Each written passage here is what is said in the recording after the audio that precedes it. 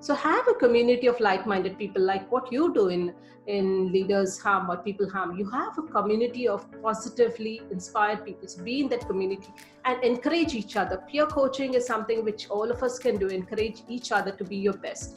Don't be afraid to challenge each other. Don't be afraid to help each other and move ahead. So when we become each other's accountability buddy and have a positive community, it's a long-term process, but it is possible. So be the change that you want to see in the world. Welcome to another episode of the People Hum interview series. I'm your host Anushka Rajesh from the People Hum team.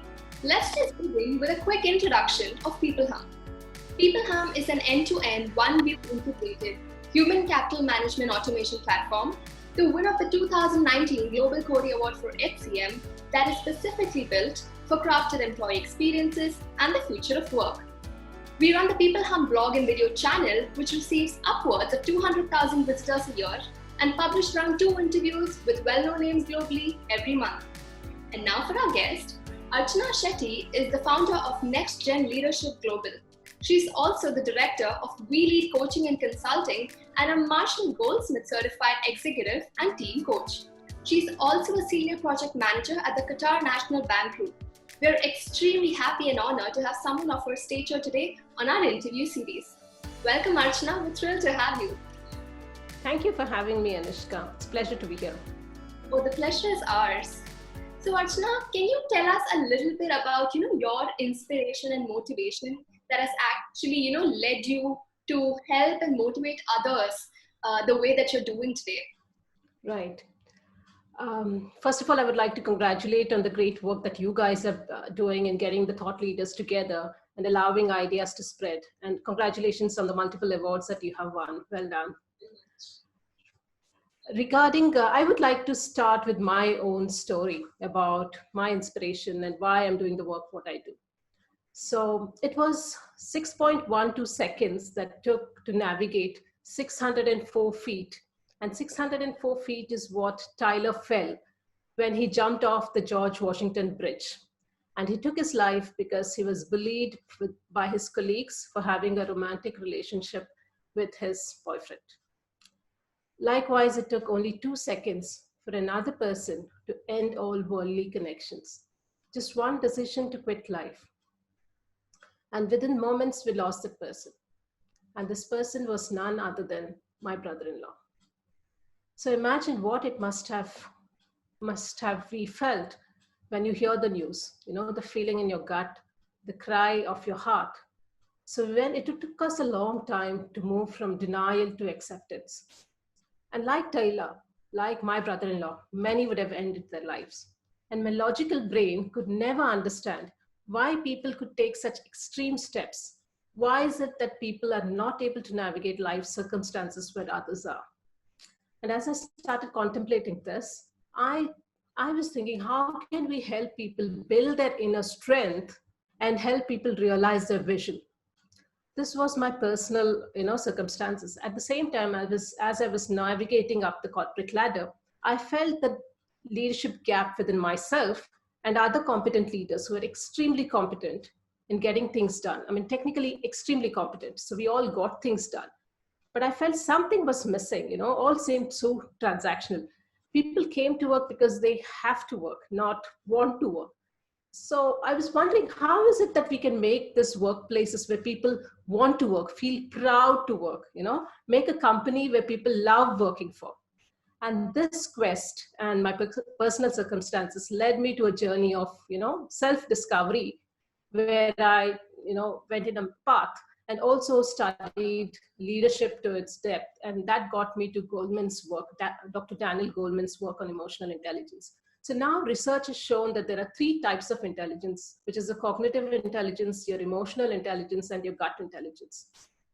And like many educational systems, we focus mainly on the cognitive intelligence. So we're very good in analytical thinking, logical thinking, reasoning, but we fail to, or there is a gap, if you will, in understanding others, in being open to ideas, big picture thinking, creativity, innovation. This is where we activate the other side of the brain.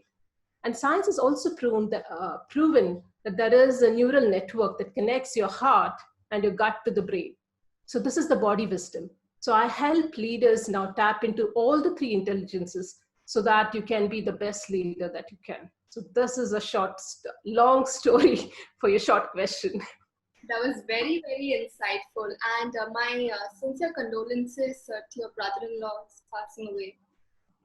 But I'm so glad you actually got the fresh perspective out, Archana. I think our audience is really going to benefit from how you actually tied that into leadership and into the three types of intelligence.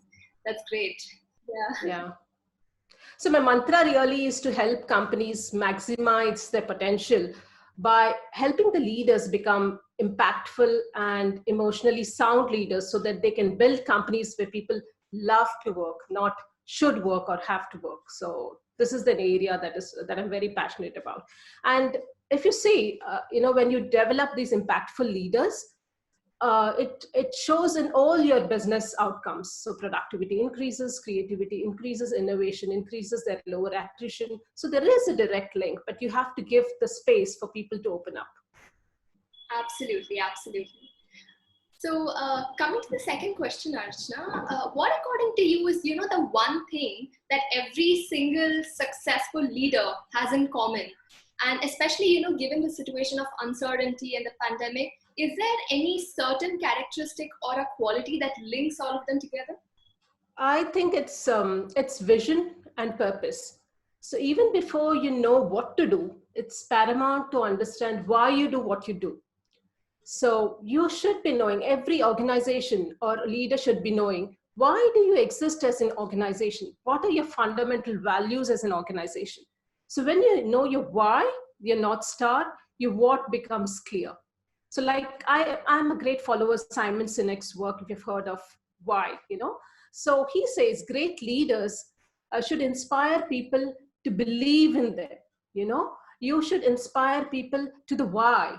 And then, not something to believe in. They should lead people for something to believe in, not something to do. So the doing comes later, but it's a why. So it's a purpose of the organization. So when the purpose of the organization is clear, you then become clear about what opportunities to cash on and what to say no to. But fundamentally, it is the why. So when your why is clear, your what becomes clear. And then you come up with your mission of who will do what and when and, all those things. So I think it's a vision and purpose. And especially during this pandemic, if you have seen many across the world, the frontline workers across different parts of the globe, they came together with the fundamental objective of helping the people. This is the primary purpose of a healthcare organization, to help people move ahead, to help people in crisis.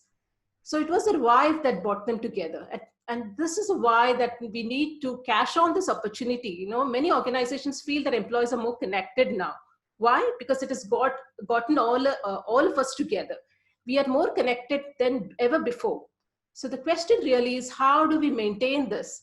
And the fundamental thing that organizations need to do is to cash on the purpose. Let the purpose be visible, loud and clear across the organization. And there are three things which I think is extremely important. One is when it comes to leading the next generation, the millennials, when it comes to leading the millennials, it is first is purpose, why you're working for this organization. And the second thing is about empathy.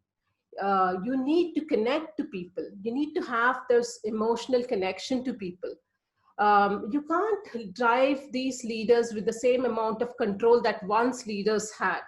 So it is leading without authority. You have to bring the millennials together and co-create something. When they're seeing their input brought into the organization, so they feel connected. So again, it all boils down to purpose. Absolutely. I couldn't agree with you more on that one. And I really like how you tied the aspect of empathy into it, because I think, especially in today's day and age, what leaders are really going out of their way to help their employees, be it work from home, or just just connect with them even despite the distance. I think employees are really going to retain that, and that's going to go a long way in the organization's success. So that's I always say you have to.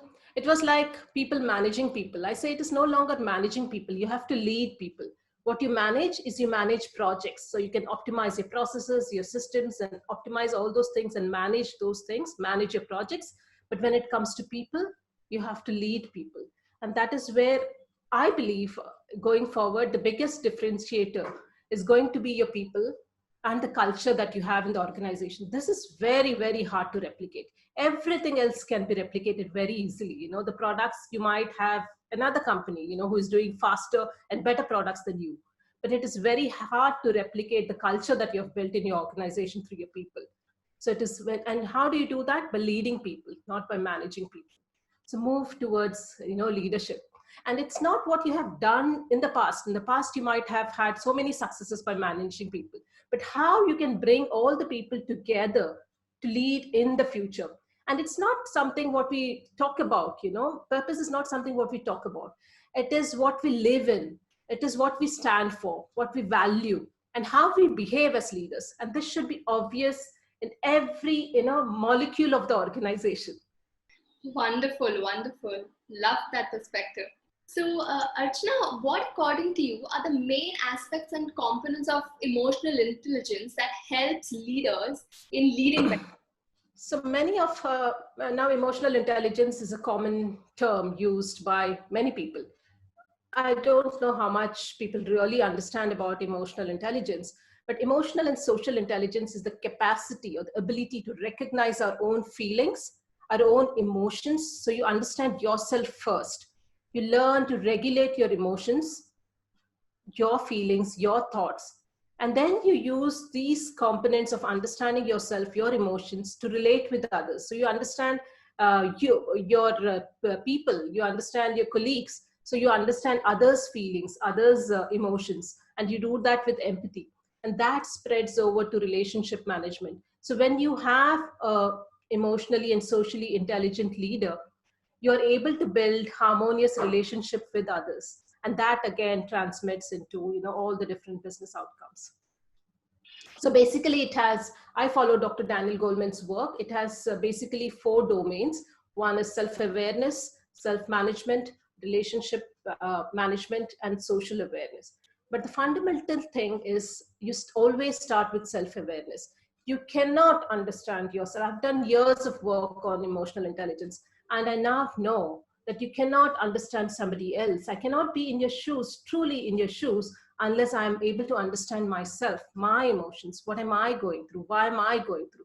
And how can I regulate and balance my own emotions in the best interest of the outcome that we together want?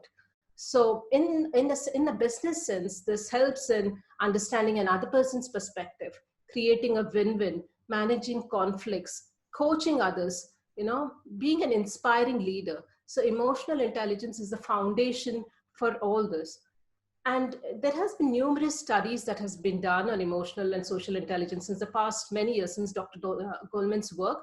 But more so in 2019, Capgemini did a study where they said an emotional intelligence is going to be one of the must-have skill sets in leaders if they want to remain sustainable. If companies have to thrive going forward, emotional and social intelligence is a must-have skill. It's not a nice-to-have skill. And many of them push aside saying that this is a soft skill. And I say, no, this is a real skill to have, because at the heart of it, if you're not able to connect with others, empathize with others, and see the bigger vision, how can you achieve the objective? Or maybe you're achieving the objective, but it's a short-term win. But if you have to play a long-term game, you have to be able to mold your habits, mold your skill sets. Recently, in 2020, MIT did a study along with some other organization where they found that it is the leadership behaviors, it is the mindsets underlying those leadership behaviors and the skill sets. When leaders have this 3 together, that is where companies can thrive. So again, it starts with behaviors, and behaviors is the underlying mindset, and then you develop it. The good news is it can be developed. And organizations can benefit, according to the study, 4 times. So you can benefit up to 4 times when you invest in these kind of skills. That's amazing. And absolutely, I think this also ties to the whole mindfulness concept, right? Yeah, absolutely. Absolutely.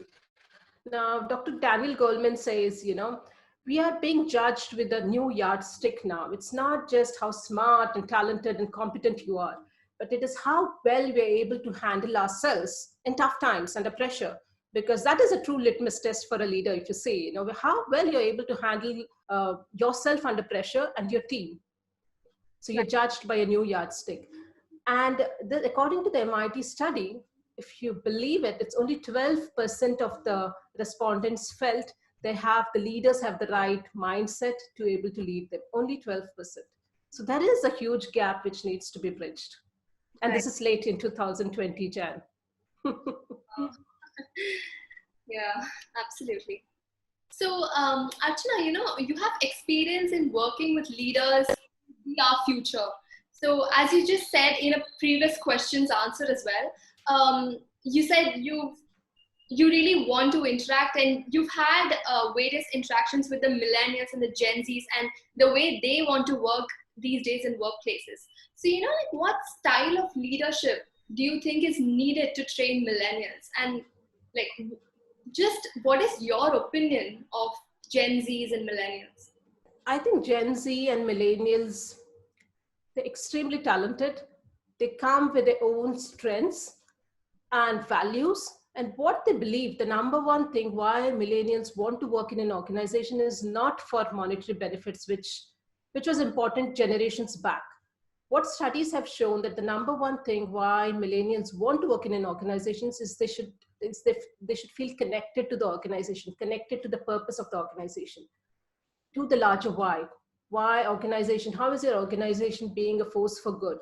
It is, I always say, this purpose beyond profit. So you have to have a purpose and profit. That is the foundation. Without that, nothing else. But other than that, what I think leaders should be doing is leading without authority.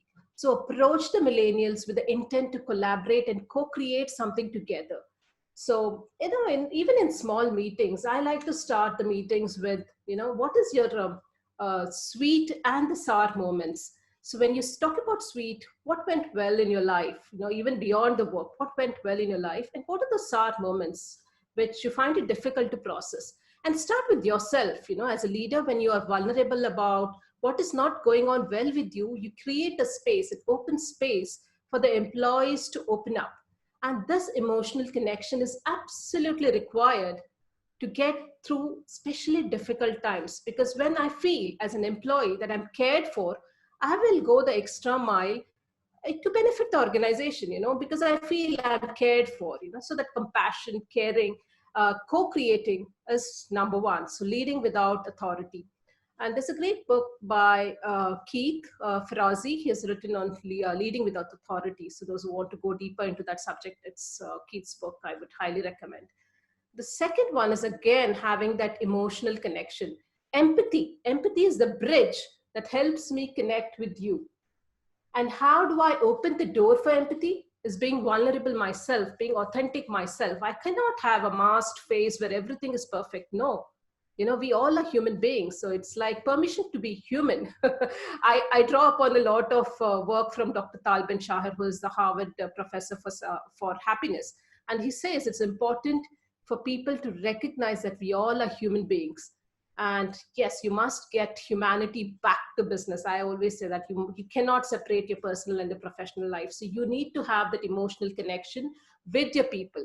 And I will tell you a study which was done by, I don't remember the researcher, but this was a Columbia University researcher. So she asked her students about, tell me an example of how can you be of help to others? How did you help other students? So this was a study she was doing. And a student described this incident to her. So he said that he was on his way back home. He noticed his other fellow student sitting on the pavement of the college university. And he asked him, what is it? And he was burnt out, lonely, depressed. So he just told him, come on, move ahead. It happens. Go on, move on. This too will pass. So he just consoled him. And this guy, the other guy who was lonely, he looked at him and, very, startled look, speechless he was. So then this guy, the other guy who was trying to console him, he just did a high five, high five to him and smiled at him, looked through his eyes and said, come on, this will pass, move on. And then he went ahead. So the next day in the class together, along with the professor, so this guy who was lonely, he came back to this guy, the guy who was consoling him, and said, "Thank you." So he said, "Why thank you?" So he said, "Thank you for helping me out. I was actually contemplating suicide when you came to me. Just because you gave that smile, you were able to touch my inner self. You were able to understand me. And with your smile, I changed my decision."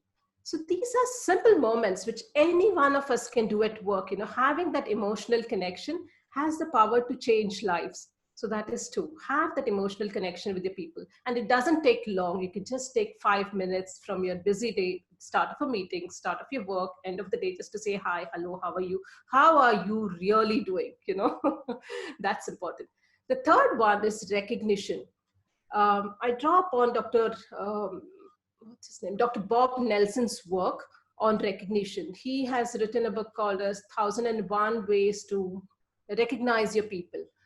So he says in his study, according to his work, he says 88% of the people, especially millennials, and 88% of the people don't want monetary rewards. What they want is recognition. So recognize your people for the beautiful work that they do. And there is always something to recognize if you really pay attention to it. So it is really purpose, empathy, and recognition. Lovely, lovely. Just love the way you consolidated all these 3 points in that answer. And I totally agree with you on the fact that there needs to be more intergenerational, collaboration between millennials and probably the so-called boomers. And so I think that is something the leaders of tomorrow are really looking forward to. So thank you. Absolutely. Absolutely. So lastly, just to kind of wrap this interview up, do you have some, last sound bites you'd like to leave our audience with? I like stories. So I will again take you to a story.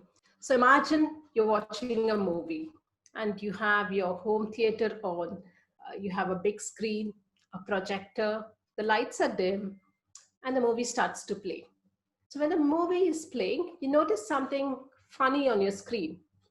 And you go walk ahead and you try to scratch that whatever is funny on the screen, and it's not going.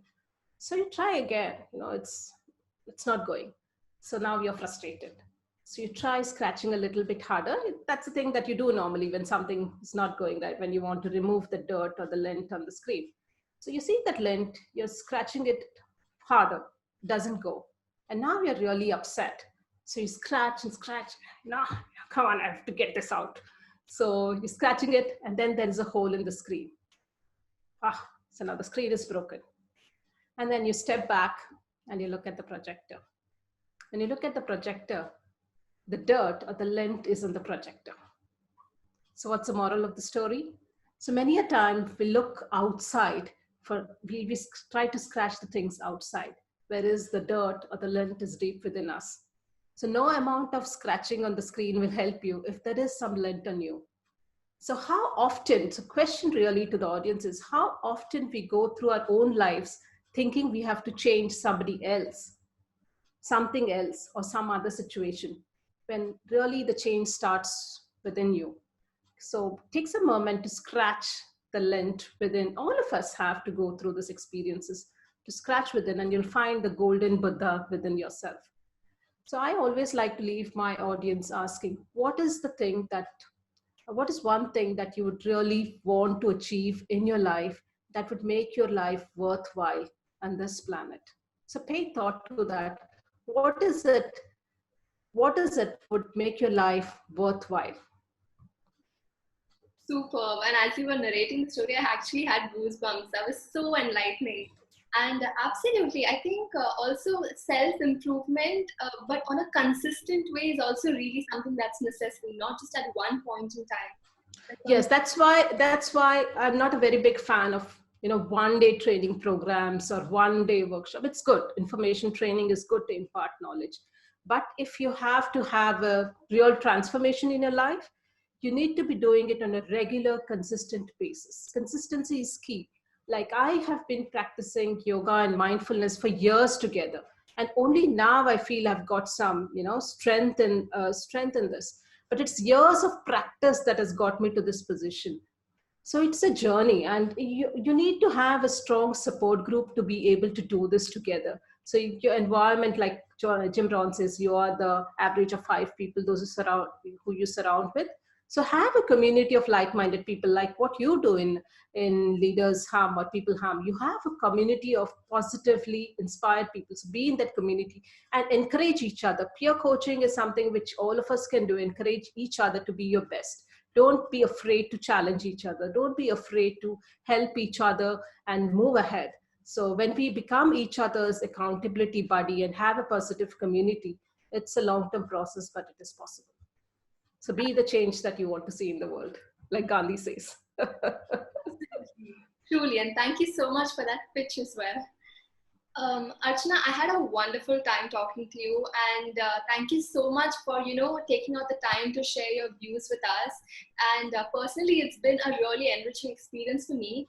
And I think in this half an hour, if I can learn so much, our audience are definitely going to benefit from this as well. So thank you very much. Sure. And I have a special gift for your audience. I have, if people really are going through some tough times, I want to improve, advance in their own leadership journey or help their companies move ahead.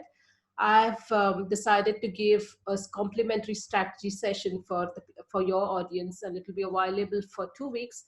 And the link is optimalu.net, OPTIMALU, the letter U.net. So you can share it with your audience for the next 2 weeks. And thank you so much for having me. It was a pleasure being here. Pleasure is ours, Archana, and thank you so much. Yes, and I'm sure our audience will surely check the great session out that you're offering. So thank you. It was a pleasure talking to you, and I really hope we'll stay in touch in the future. Sure. Thanks.